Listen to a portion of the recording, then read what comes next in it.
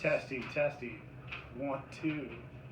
Looks good from my end. So let's start off by telling everyone who you are and what you do with Evergreen. So I'm Travis Hornsby. I started with Evergreen about maybe 10, 11 years ago, and started out just volunteering and helping build trails, and currently the president. I'm moving into my last year of my tenure as president for the club. Excellent. So since you're kind of looking to move on here, could you give us a brief recap on how 2019 went for Evergreen Central Washington chapter? So every year it's pretty exciting to kind of look back and see what we accomplished again. And we moved a lot of dirt. We built an additional 7 miles of trail this year in our chapter. And so that's finishing up stuff in Leavenworth, finishing up stuff in Echo Ridge, finishing up some more stuff at Schoolchuck, and about 5 miles up Number 2 Canyon. So that's about our build out this year. So that's pretty much the short version of it. But yeah. No, that's significant. Yeah.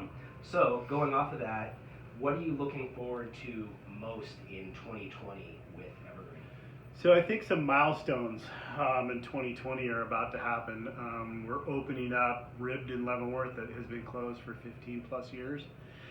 Making that sustainable and bringing it back into the trail system is pretty exciting. Kind of one of the catalysts about 15 plus years ago was the Ribbed trail system of working with the Forest Service, and we've come full circle with that land manager, and we're great partners with them. And I think that's kind of the theme, is capitalizing on that partnership in 2020. Also, one of the projects that we've been working on for years is Echo Ridge, and that's going to be completed next year. So great group of guys up there finishing up that project. And then we'll also, one of our other partners is Schoolchuck State Park. That whole project will be wrapped up with completion as far as the new builds. And so that's 2020, some pretty exciting things as far as landmark stuff that we've been fighting for a long time, for access for biking. Perfect. So I know you're a busy guy. What do you do to relax? Tend to get outside as much as I can. I go to a lot of meetings. When I started with Evergreen, I was like, it would be great to meet some new people, go on more bike rides. Well, I've met great people, and I go to more meetings than I ride my bike. But it's necessary right now. It takes a long time to get a lot of these projects going. It takes a lot of meetings, a lot of back and forth. So everybody knows me as a mountain biker, but I like to fly fish. I do a lot of boating. So kind of a multi-sport junkie. Of course, that's the name of the game out here in Right? Central Washington. Yeah. So if you could have any job in the world, we're talking your dream job, what would it be? Get paid to do what I'm doing, but at a high level. Right now I volunteer a lot, but if I could make a real living at it, this would be it. Recreation development is a lot of fun. It's encouraging. I think what's really encouraging is watching it grow from when I moved here about 12 years ago, where it was kind of an individual, semi-hardcore group. Now it's family. Families are out on the trails. It just used to be a small group of quote hardcore bikers, and so that's a lot of fun to see. So if you were a vehicle, what kind of vehicle would you be and why? What vehicle? I think some of those extreme earth traveling big trucks, just because you can kind of go everywhere and do everything. So I kind of feel like I maybe I'm not a master of one thing, but I know enough to get myself in trouble with a lot. So I kind of think that if I were to pick a vehicle, go everywhere, do everything. So if you were dropped right in the middle of the zombie apocalypse, The zombie. what is your weapon of choice to fight your way out?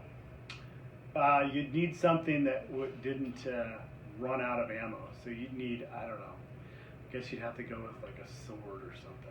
I'm not a zombie guy, apocalypse guy, but good answer. My kids and I were talking about it on the way over. We like the idea of a chainsaw and a stick. Yeah. But I thought that the fuel thing could be a definite hindrance. I guess the little bit I know about zombies, I think you'd have to have something like that because they keep coming, from what I understand. So, would you rather have the world's first talking dog, but it's always gossiping about you, or be the world's first human pet? Definitely gossiping dog. Yeah. I don't know how good a pet I'd be. Fair enough. Yeah. Not even got treated like a pet does. We treat our pets pretty good. No, just talking dog's great. Yeah. Speaking of pets, if you could be any animal, what would it be? Any animal? Boy, I don't know.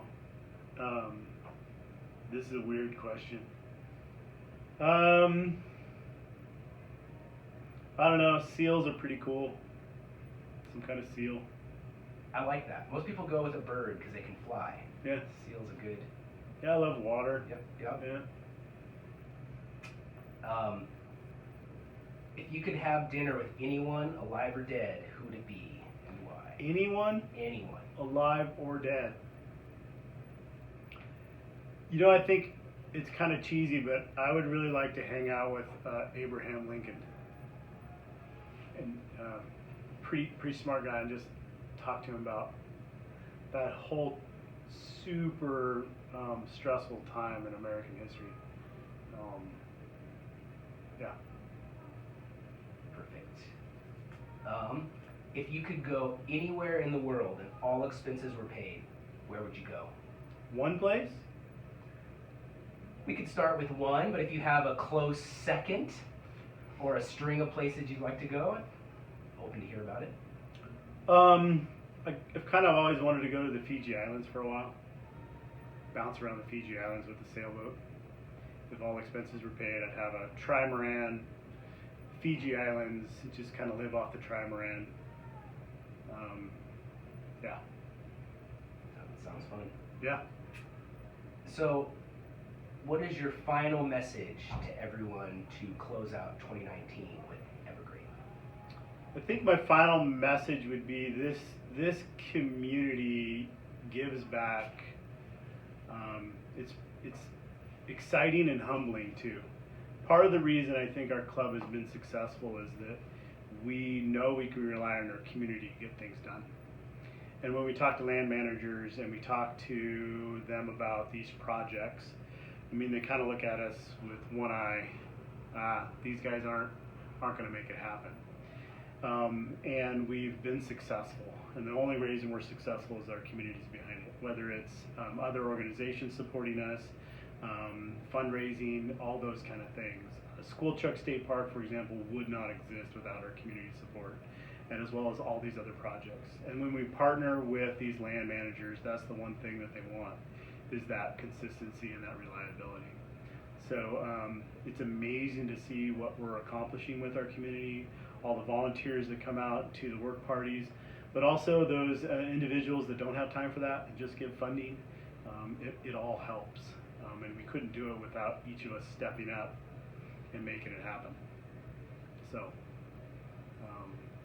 thank you is what it comes down to. Thank you for making this a better place to live, healthier, more vibrant. I truly believe that Evergreen, yes, we build trails, but we're more than that. We build community through trail development, and that's what it's all about. I know hundreds of people I would not know if it wasn't for the trails we have. You get stuck in your little rut of work and family and who you go have a beer with, but that whole world opens up to a whole bunch more people and connects us at so many more levels. It's pretty cool to see. Excellent. Well, that's all I had for you. Thanks for your time, and looking forward to a strong 2020. 2020, here we come.